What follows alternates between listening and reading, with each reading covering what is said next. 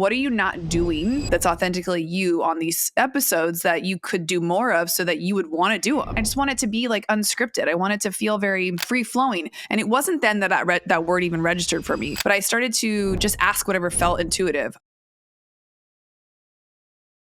Jess Burgio, my dear friend, welcome to the show. I'm so happy to see you and very excited to be talking to you today. I am beyond excited that you have a podcast that I get to come be on. I am so proud of you. I'm just so humbled by what's transpired on this show so far with all the guests and the interviews. And man, it just feels really good. And so great to have you on here because when we connected at Chris Harder's roundtable event in November of 23, there's this magic sauce to you. And I'm just going to say, I want to, ladies and gentlemen, I just want to talk very highly of this woman because the moment I met you, Jess, you have a magnetism. There's an energy about you and it's very captivating, especially if you've never met Jess before. And Jess will make you feel like you're $1 million.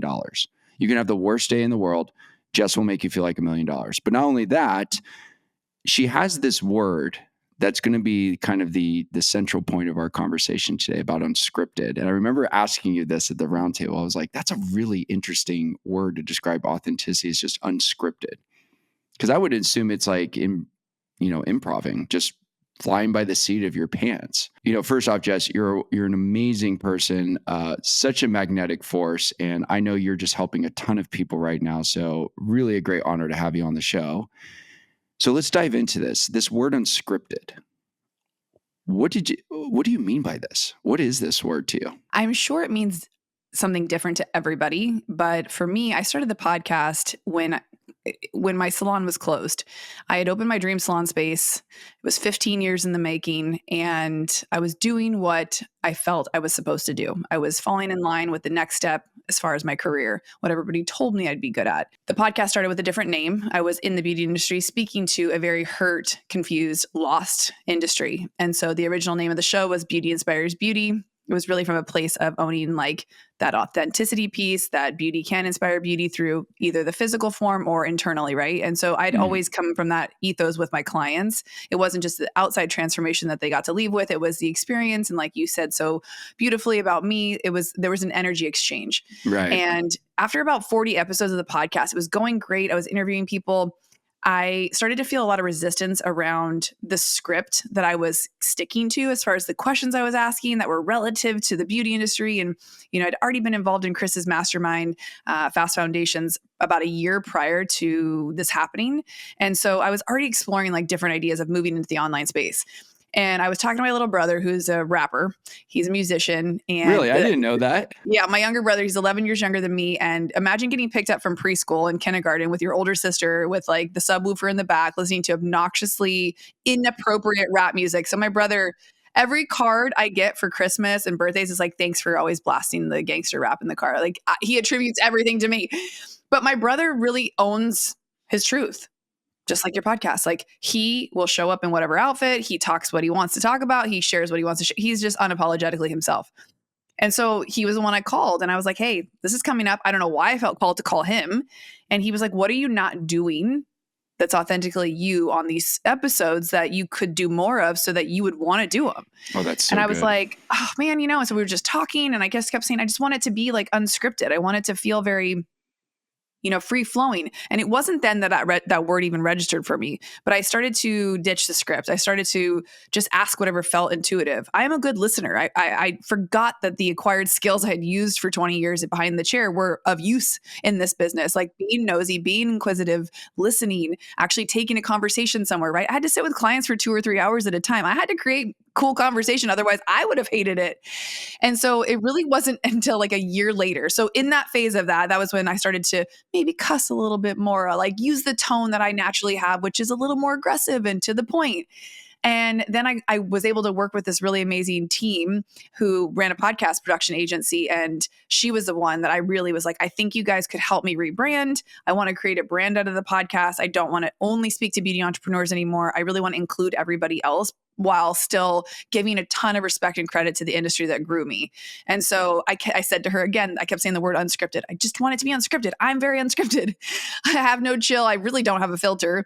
And that serves me well with a podcast. And she just said, we got to call it unscripted. It is you sometimes unapologetically like overstep, or sometimes, I just sometimes channel and it is unscripted. And so when I tried to put myself in a box, long story long, that's what held me back from authentically being able to connect with my audience. It's why I didn't grow really fast in the beginning of the podcast, because I had no clarity on who I was, how I was showing up, or what I was meant to do. So I found that all out through podcasting, which is why, I love podcasting now and I'm obsessed with teaching it.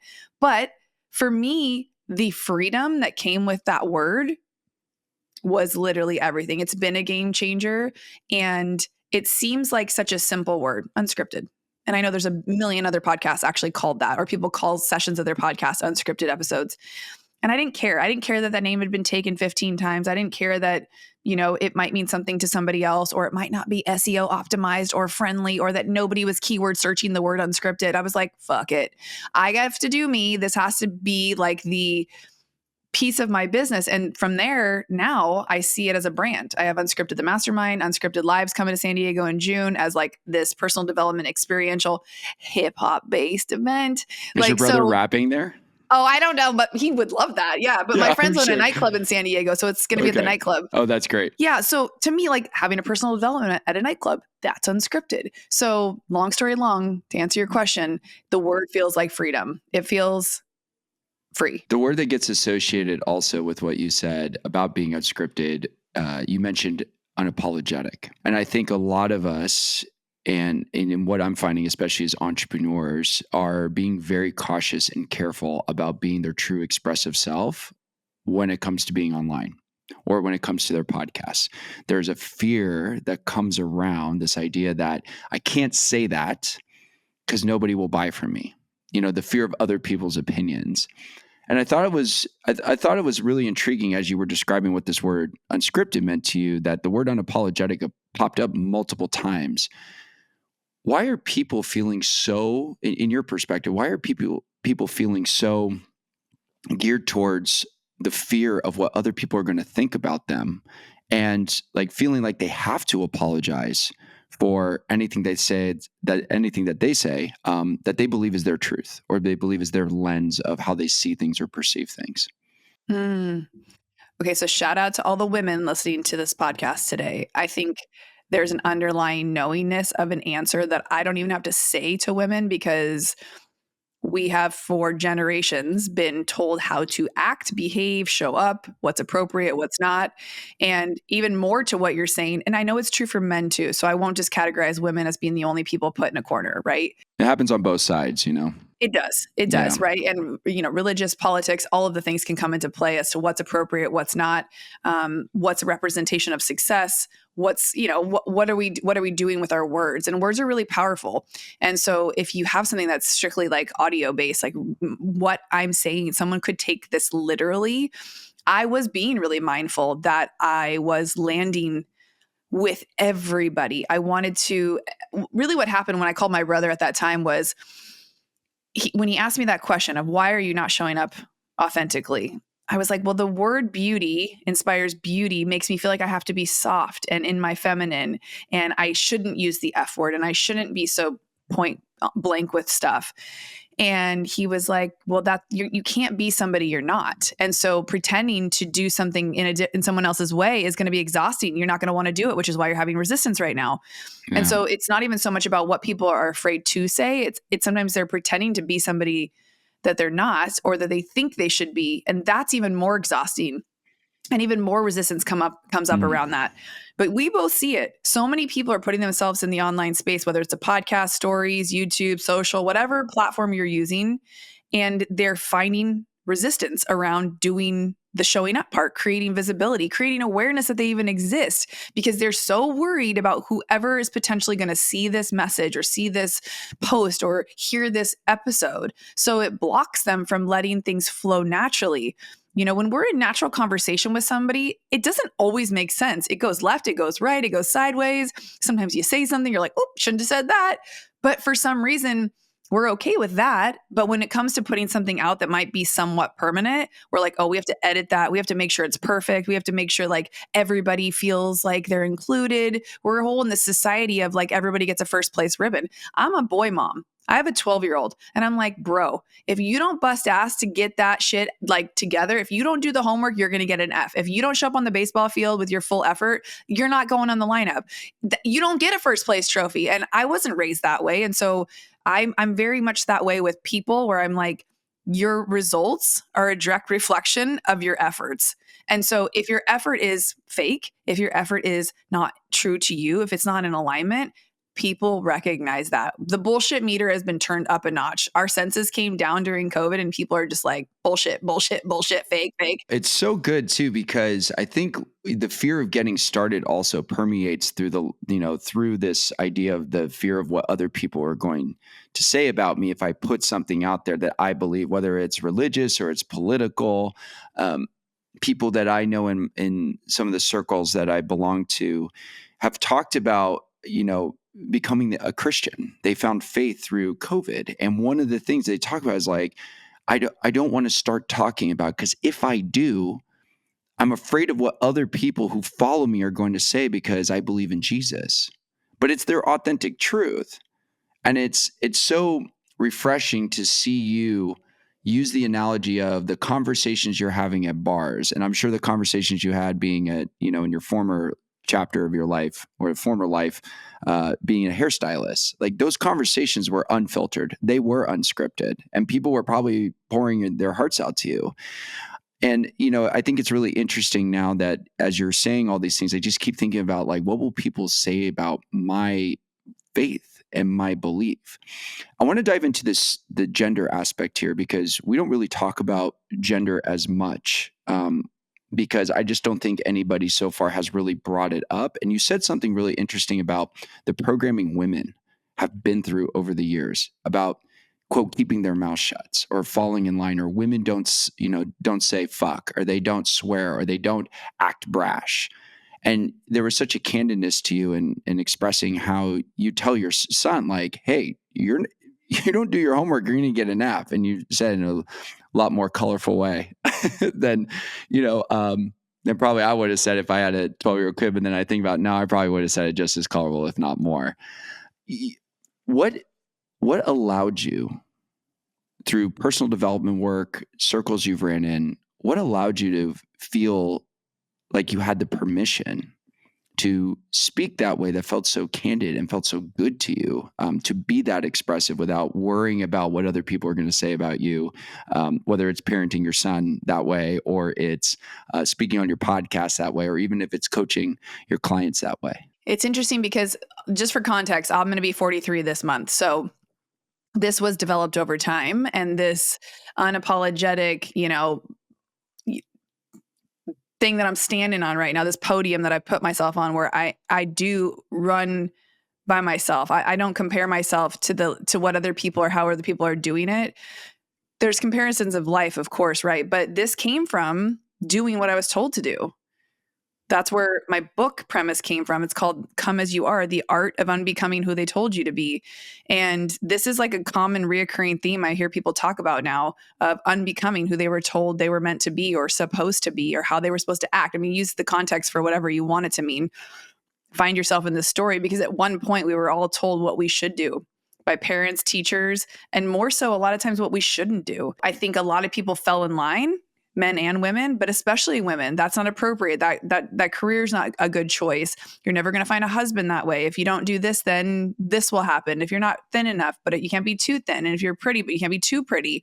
And if you're too opinionated, then you're bossy. And if you're too successful, men won't like you. Like there was like a whole meme on it the other day that I was like, wow, like we're always in a rock and a hard place. It seems like we can't ever do enough, and we can't ever do too much. It's insane. And I know it to be true for men as well. So I never want to leave people out, because like I said, I'm a boy mom. So I'm mindful of how I show up and how I teach him, the language that I use, because I grew up, my parents were entrepreneurs, and it looked like a struggle. It looked like a challenge. And so they didn't want that for me. So they were like, don't do what we've done, go get a safe job, go get a secure job. Go do this, go do that. I also have a mom who's very proper. She was raised to, be proper, and that's how she rolls. And I've seen the direct effect of what that does to her. She plays small in a sense because she wants to fit in. She shows up just enough, but never too much. she once said to me that she keeps her business the way it is because she wants to be the big fish in the small pond always. And I remember hearing these phrases over, my childhood and life and thinking, that doesn't resonate with me. I don't want to be the big fish in a small pond. That sounds awful. That means you're the smartest person in the room. And I love to learn. And I think we're all innately gifted with different skill sets and desires in life. And none of us are the same. And we'll use your example of people finding religion and being Christian. I grew up being Catholic. I am Catholic. And my son went to Catholic school from kindergarten through 5th grade. But it's not what I lead with. It's who I am. It's a part of me. It's just like, I don't start with, hi guys, I'm a mom. Or, hi guys, I'm a hairdresser. And I'm Christian too. Yeah. And if you want to announce your faith, if you want to say I'm a faith-based woman or I'm this or I'm that, you can label yourself anything you want. And I learned that in the beauty industry. I literally got to show up as any person I wanted behind the chair. I could come in looking goth. I could shave my head. I could dye it purple. I could use foul language. I could be pretty improper because it was such a creative freedom of expression of a place. I really got to find myself over the years when I was with clients. But what I noticed was you would get the clients that you were the reflection, like attracts like. So I started to lean more into what felt good and lead conversations the way I like them. And people will tell you anything. The second you touch them, there's something about that energy frequency of like a hand on the shoulder. It may be the first time someone's touched them in a few months, or that someone's actually looked at them in the mirror, or, put their fingers through their hair. It's a very intimate thing that you do with your hairdresser. I know so much about my clients. It's wild. And I can get it out of them in like 20 minutes. I didn't even think of that. It's so crazy because I didn't even think about it like that. I didn't wow. I didn't even think about that. Through all of that and through people saying things to me like, you're the only person I've ever told this to, or you're the first person I'm telling that I'm pregnant or I'm getting divorced, or there's just so many intimate moments, but a lot of pain and frustration and resistance come from people not owning their truth. I'm not happy in this relationship. I'm not happy in this job. I don't want to be living in the city anymore. I don't want to be doing what I'm doing. All of this stuff that holds people back. And I'm like, if you could truly speak your truth, if you could own your truth, you'd be able to tell somebody and ask for the help or ask to get out of a situation or not give a fuck and just get out of it. But that's a lot harder, we all know, than to actually do. It's easier to say all this stuff. And that's why motivation and, rah pep talks are great. But having like a person to walk with you through life, like a life coach or a business coach, depending on what season you're in, or someone who's like a holistic mix of both, is what I found myself in that category because of all that space I held for 20 years. And then now, learning all the things like becoming a master at YouTube, you have this craft and skill set you can help somebody with. But first it's like, why do you want the YouTube channel? Why do you want to be successful? Why do you want visibility with the podcast? Where does that come from? So that's why we dive into like who you are. And so getting to the root of who people are at their core, like who were you before somebody told you not to think like that? Who were you before someone said that's not a real job or that's not what you should do? It's like unpacking all of the bullshit and really figuring out in this season now that you're in, right? Maybe when in your 20s, like if I would have done this in my 20s then, and so many people live with regret, they live in regret now. If I would have started then I would this. And it's like, okay, well, today is today. We're moving forward. Yeah, there's always that reflection. Yeah. Always. How do we go from here with what you now know and step into that authenticity pace? What would you do if anything was possible? Like the whole, if we could wave a magic wand, money wasn't an issue, this wasn't a thing. Who would you be? What would you do? And most people cannot answer that question. You know that, Mike. Yeah, of course. Asking somebody, what do you want is literally the hardest question you can ask somebody. It's so funny because I remember last year when I was going through an evolution in the summertime, that question kept coming back to me. What do I want? I don't even know what it is I want to be known for. And it's one of my favorite questions I ask people when they tell me about these big dreams and these aspirations. I go, what do you want to be known for? And I got that question from my dad because my dad used to be in the ad agency business. And that was like the archaic version of personal branding, right? He's kind of like, I describe him as like a Don Draper at the time. He like wore the power ties and like, the fucking 80s suits, the big suits. And like, I would walk in and do these like, what do you think of this Nestle, of these like big billboard stuff? And I've talked about this before because I learned a lot about branding and storytelling from my time at 8 years old being in that agency. And it was really interesting when you talked about the permission that people are not giving themselves to express their authenticity. And I remember my dad expressing himself in his full authentic manner to clients about, this is what we think it is. Oh, you don't like it? Okay, cool. Like, I agree with that. Or this is where I think we need to like take it a little bit more. In this day and age, it's a little bit different because, you know, there's echo chambers everywhere and there's people who are just coming out of the woodworks and like trolling you online with like something you said. You don't even know who these people are. They just found you and disagreed with your content. Something I wanted to come back to was women not feeling like they can show up as their authentic selves. And I think you're starting to see that more. I've been seeing it, at least, like having a fiance who's very much showing up in her truth on a day-to-day basis. You're one of the women that I've had the privilege to know that shows up authentically, you know, walks the walk, talks the talk. Yet there's still a whole group of women out there that might be listening to this going, it sounds like it's so easy for Jess to just be able to be her authentic truth. Like she cusses, she tells people what she thinks. She tells people like, this is where you want to be. This is how you get there. Like that's the cheerleader aspect. But a woman who's listening to this right now might be freezing. And I don't mean physically like shaking because it's cold outside and we're recording this in winter, but more so the fact that they don't know what to do. And they're hearing you right now. What do you say to them to have them take that first step? How do you get them to unfreeze and start moving towards the authenticity that more than likely they crave and desire in their life? Well, first becoming aware that that's what you're craving. If I'm triggering you by what I'm saying and you're thinking it must be nice or how did she get here, then that's the curiosity piece that you should lean into and embrace versus how did she get there? I'm never going to get there. Asking those better questions, of how did you get there? And we fight for our limitations or we fight for our right to show up authentically. And for many years, I fought to fit in by doing the things I was told I should be doing. So there was a fight in me always. It was just not serving me at the end of the day to try to do things like somebody else. But I would have never known that if I hadn't tried. It's like putting on a pair of jeans. You're like, I like these or I don't like them. And that's the beautiful thing about life. And especially with this online space of the wild, wild west of you literally can be anything you want. What do you want to be known for? And now in the day and age of personal branding, you know, back in the day when your dad was doing agency stuff, that was for companies, for brands that were generally faceless, right? Yeah. Like the Nike swoosh. Whenever we see the logos that we know, we don't think of a face. We know now Nike because we've seen the movie, right? But like before that, nobody knew who Phil Knight was. Like you still, he wrote a book, right? But you still maybe don't know what his face looks like. So these brands preceded the people that created them.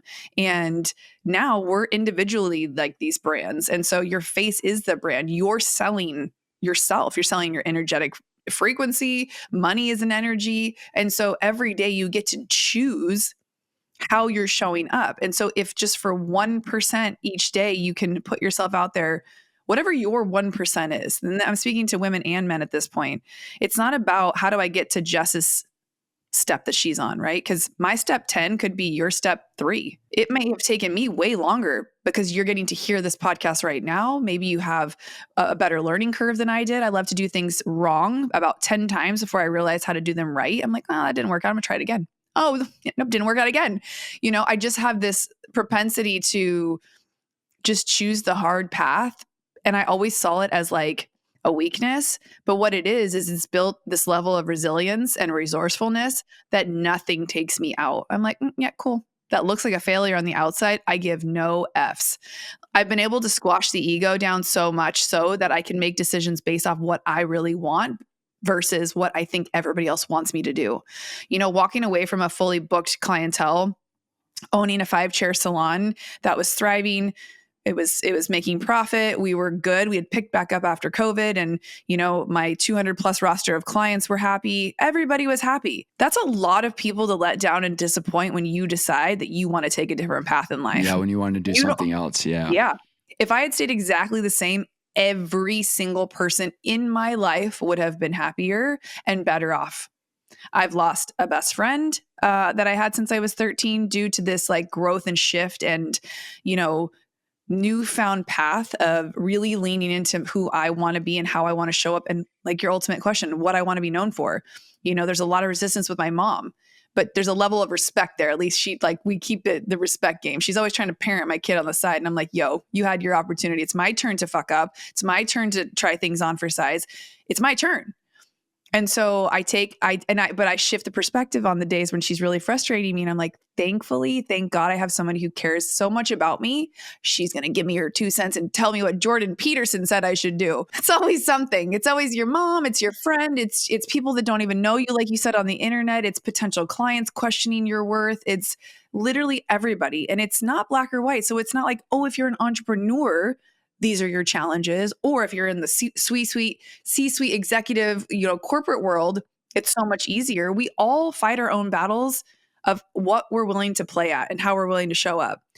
And again, we all have different levels of what success and fulfillment means to us. Some people want a really simple, quiet life. Some people want that jet set, everything has champagne life. So whoever you are, the ultimate question goes back to, what do you want? And then it's never the how, right? Like our favorite mentor says, it's not the how. It's the who. Who do you need to be connected to in order to help you get there? And hopefully this podcast is doing that little something and get you fired up where you're like, the little voice, she was like talking, but now she's kind of yelling at me. And when she starts screaming, or he inside of there, that's when it's time to start asking the who. Who can help me? Who can help me map this out? Who can help me get all this jumbled shit out of my head and onto a piece of paper, right? You're great at strategizing. That's my strong suit. Our girlfriend, Kareen, get somebody who can take all of the thoughts, help you process it, diffuse it, and then to expedite it. Yeah, that's magic. For the people out there that are listening to this right now and maybe just encaptured by the advice that you're saying, I want to give people a little bit of a peek behind the curtain into you. And you just mentioned something about the ego, and you've squashed it. When does the ego pop up for you? In what areas? In what arenas? And how do you go about navigating when your ego is so strong and maybe might be telling you, not today, Jess, no growth today. Stay back. Stay where you are. I'd want to ask a question back to you, because I think the definition of our ego is different for everybody. Sure. And again, shows up differently. So I'll guess to the question you're asking me, because I feel like a lot of times, and again, I always just shout out my mentor, Chris Harder. Ego is your biggest overhead. And it's the thing that will, excuse my language, I know I'm terrible, cock block your business. It's okay. I know listen, I have two brothers. Freedom of speech here. I have two brothers. It is what it is, right? My dad was super crass. That's okay. Yeah. So, but we get a visual. You know what the heck I'm talking about when I say that. Yeah. Your ego will block you from saying hi to that pretty girl at Starbucks. Your ego will block you from, making that phone call. Oh, they're going to reject me. Like, the ego steals so much from you. So if you flip the script on the ego being like a safety net, and you're like, if I was okay with whatever outcome, I'd say hello to her. If the ego was okay with failing, you'd say, I'm starting a podcast. And then maybe you don't, right? But people are so afraid, again, back to the earlier point of what will people think. That's the ego to me. The ego there is being so worried about yourself. If you're in a service-based business, it's not about you. Ultimately, right? You're in business for yourself, for the freedom, for the money, for the whatever. But if you are driving a business based off of just your needs, wants, and desires, like, there has to be an equal exchange. So you have to care more about the service you're providing or the transformation. And in that work, that's where the ego's just gone out the window, and I'm okay to puff my chest at times and call my shot and, brag on some of my experiences to my clients as a way to show them what's possible. So now I've turned what felt like an egotistical comment, a brag, into, hey, well, this is what happened to me. This could happen for you. Or, hey, this is how it didn't work out for me. And if I would have done this and not let my ego get in the way, therefore, I think you should go for it. So it can be a really powerful tool to sit with and understand, like, is it my ego or is it fear? Because really the ego will keep you playing small, actually, versus putting you on the pedestal we think of when we think of egotistical people. They're generally the most insecure, unfulfilled people. So, and we all know them. We all have experienced someone who was in that. I would love to have you share a personal example of where that situation of the ego preventing you from getting the thing that you want the most has shown up for you in your life. And it could be the next evolution that you're in. I know with Unscripted and building this, empire, so to speak, where you have your mastermind, the podcast, there's the agency, you're building all these things. They're feeling very true to you. But can you give me some personal examples, and maybe some of our listeners here, of when your ego comes up in what situations, and how do you self-correct, course correct, those times where the ego is so strong, preventing you from reaching out to somebody that maybe is somebody you don't think you belong in the same room with, or what have you? I had to learn to flex that muscle a lot in the beauty industry, with charging, Yeah, that's a great one. Talk about price. I love that. Yeah. pricing, and then also walking them up, letting them know they need an additional $300 in products. So there was a lot of mindset around sales. There was a lot of mindset around selling myself and my services, what my time was worth and what my skill set was worth. Even though I had invested tens of thousands of hours and dollars into my education, no one ever spoke to me about, money and how to position yourself. And so the ego has kept me from making the kind of money I deserve to make based off of the effort I'd put in all those years. And it wasn't until the last, few years of my career that I really started to charge more because I wanted to work less. So the math had to make sense. I'm like, I can't just cut my leg off over here. How can I make the same amount of money and work less? I'm like, well, I'm of value now because I'm less accessible. So therefore my worth just went up. I know that I can deliver on the product, which is that thing they're leaving with, the hair transformation. And therefore I need to make this much. So therefore it's a very simple, non-emotional decision of this is what I need to charge. And if there are people willing to pay that, amazing. It's like that sweet spot. And that's what we see really online with a lot of these online services and coaching and mastermind and programs. Like we sat in a room together for $5,000 for 2 days. I've been to rooms that are, just as powerful for $200 or free. So it's all a matter of, creating that, not the ego, but like that kind of brand, if you will, and owning that truth of the brand. But, the ego has held me back in ways because like I said, have missed out on making the kind of money I should have early in my career. The ego has not allowed me to say no to certain clients I didn't want to work with. So I was miserable working with certain people for years, right? Every time her name would be on the books, I'd be like, oh God, worst day ever. Yeah, no amount of money would have made that better, right? So it can kind of shoot you in the foot anyway. But then you start to tune into how you're feeling. And it's usually pain points that take you out where you're like, I can't do this anymore. If something doesn't change, like I'm out. And so our ego is there to protect us and to serve us and to share with us like what we're really feeling.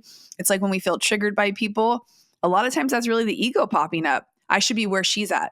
And I hear this all the time. And I definitely not calling anybody out by name, but I have friends, I have peers that will say things to me in confidence, even like, I'm doing everything that she's doing. Why don't I have those opportunities? Why haven't I had the downloads on my podcast like she has? How come I'm trying to do X, Y, Z? It looks like I'm doing everything that person's doing. Why am I not getting the same results?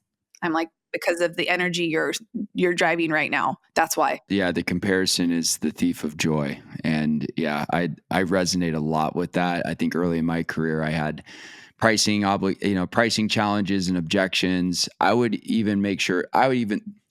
How do I want to describe this? When I was in the early part of my career, I remember subconsciously would create price objections before I would even encounter the price objections. I was like negotiating against myself so much. And I think that, and it's like crazy now because I'm like, I didn't even give myself a chance to make money. I didn't even give myself a chance. And for those of you out there right now, they're like, man, this resonates with me. Like Jess and Mike have gone through the exact same shit that I went through with pricing, or I'm still navigating this and I'm still trying to figure this out. I think you said something that was really great and very practical. Most of us have the desire to make more money and do it in less time. So start thinking about for yourselves, is there a way that you can create more value in your services that justifies a price increase? Maybe, maybe not. That's one way to look at it. Some of you out there have an amazing product and amazing service and are not charging more because you're afraid people are going to leave you if you raise your prices. Maybe thinking about going after a different type of clientele. Maybe thinking about, the value that you're already bringing is so underpriced that the energy behind that price increase would be matching what you've done, right? And I think those are some practical ways on top of what Jess has shared with all of you, is think about practical ways. Yeah. And then, energetically match yourself with that increase. And something you said, Jess, that,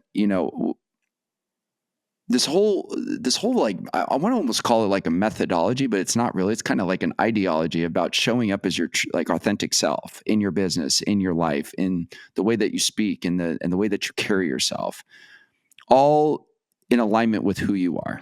We have people in this audience that run their own business and they're successful, but they know there's a yearning for more. They desire more. And they're hearing you right now, or I should say, the business is great, but they still don't feel like it's theirs. It's not really what they want to be doing.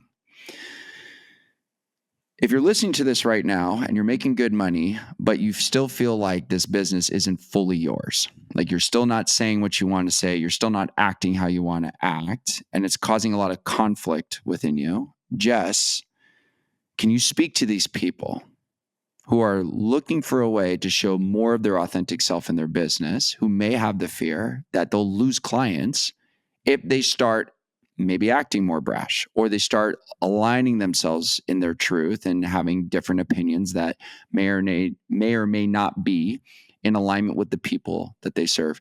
But if they crave that authenticity, how does somebody start moving towards that and navigating the fear of, what if I lose people because I'm wanting to share more of what feels good and in alignment to me? I love how lengthy and in-depth that question was, because that whole time you were asking the question, different scenarios were like popping up in my head. And 22 years behind the chair, you guys, is a long fucking time. Like, it's a long time. I started in beauty school at 19. So I cannot stress enough how just being yourself will open up so much space for the right people to come into your world. And they will say things to you like, I can't believe you only charge this much. You should be charging me more. I used to have clients say that to me at the salon. You should charge more. Who says that? I don't say that well, that's not true. I have two people, my lash girl and my nail girl.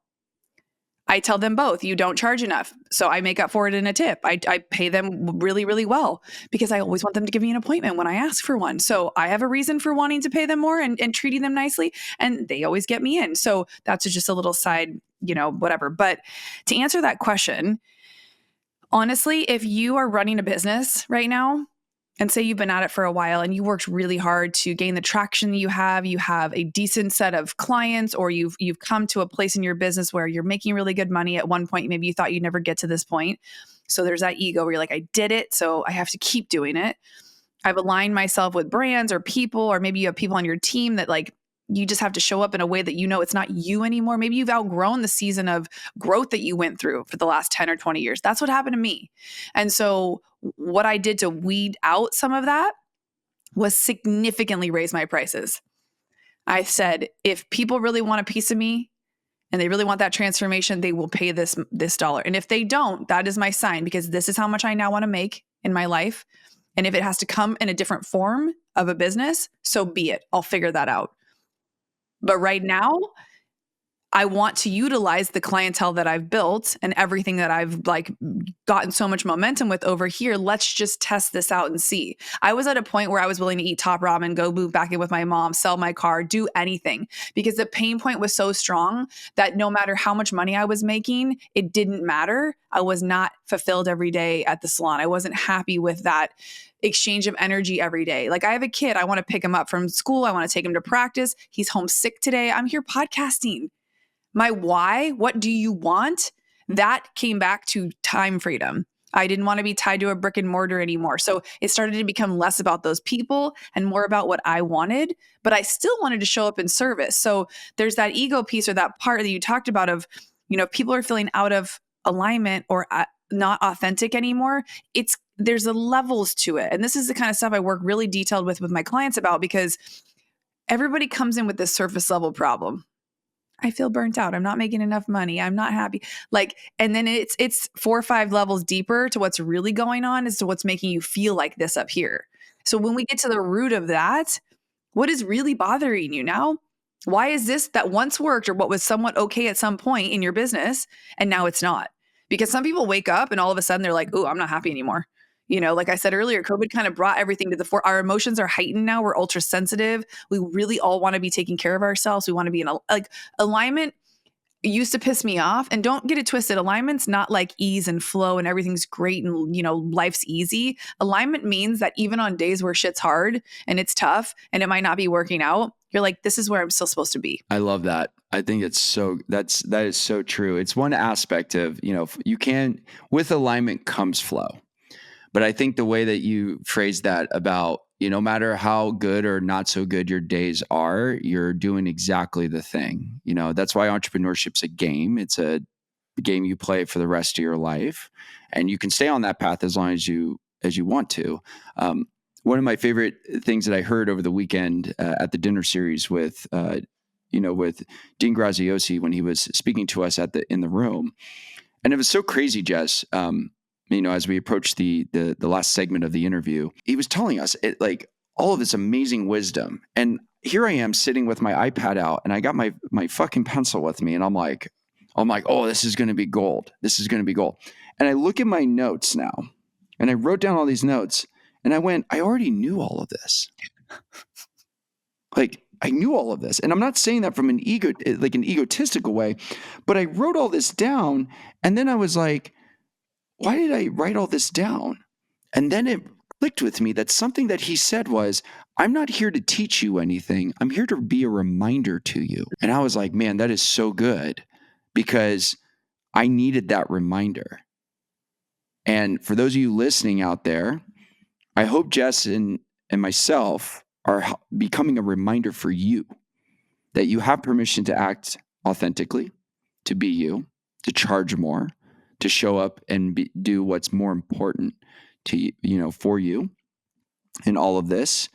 And I think something you said, Jess, that I'd love to explore more as I kind of dive back into this notes portion of my computer. Well, there you go. Hold on.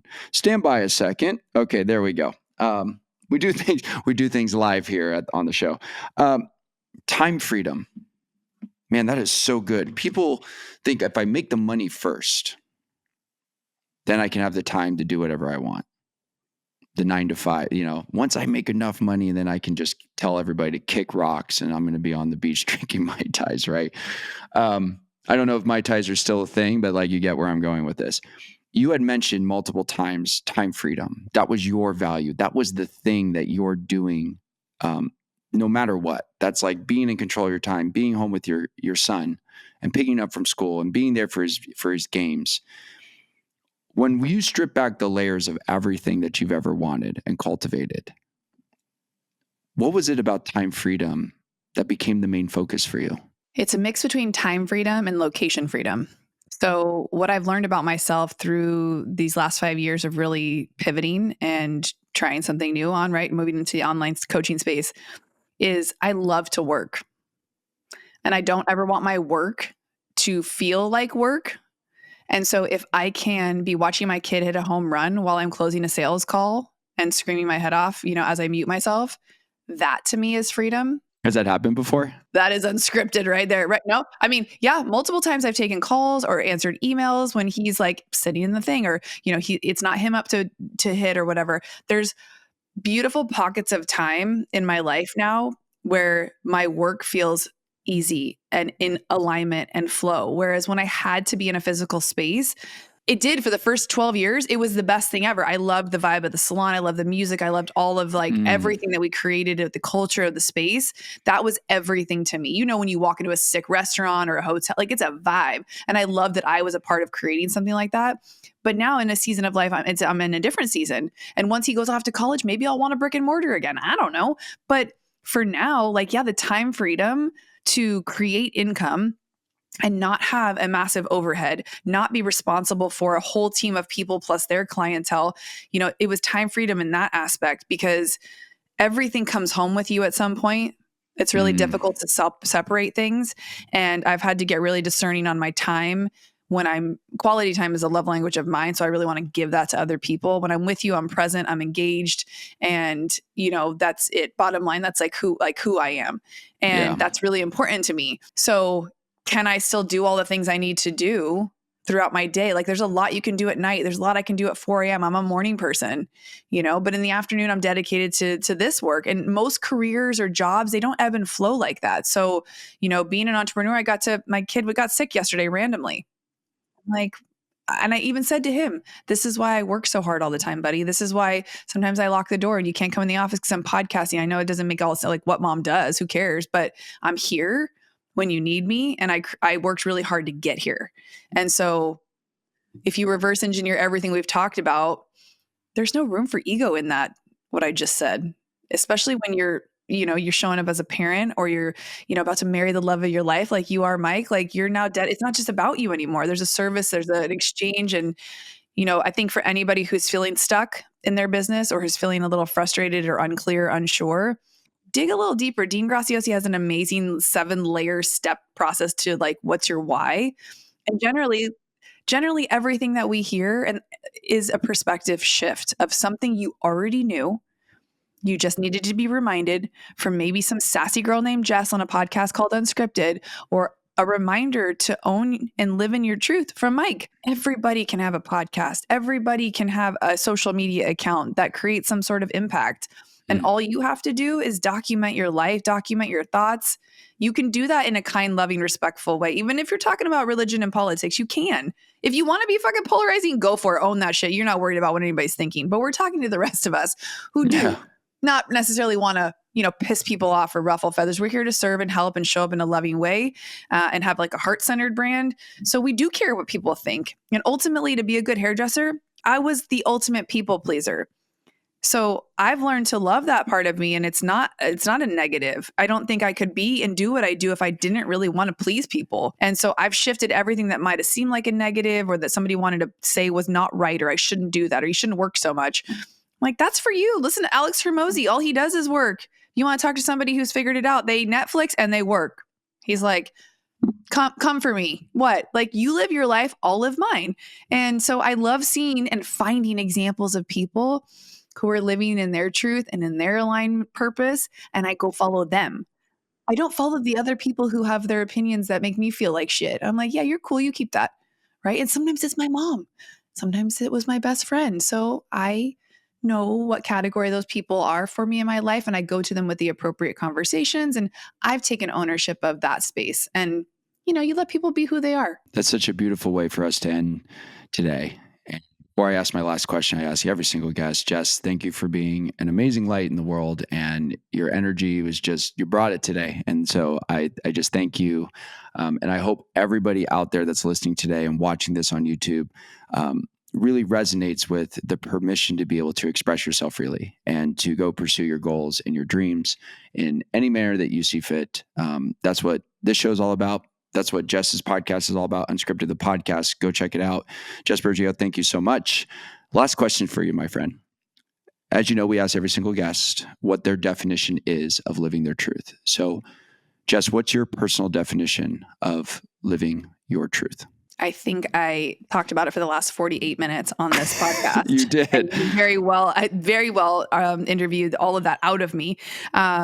Thank you for allowing me the space to process that, because every time we get to talk about ourselves in this sort of a way, you learn something more about yourself. You build a new level of confidence. And so owning my truth is just being okay with being myself and knowing that it's enough and it's going to be for the right people. That feels like my answer. I love that. So good. Jess Burgio, thank you for joining the show. And thanks to all of you for tuning into this week's episode of Live Your Truth Now. If you like what you heard, go ahead and give us a follow on Apple, Spotify, or wherever you get your audio podcasts. You can also watch other episodes of the Live Your Truth Now podcast on the Live Your Truth Media YouTube channel. This is Mike Liguori. I'll see you guys next week. Take care.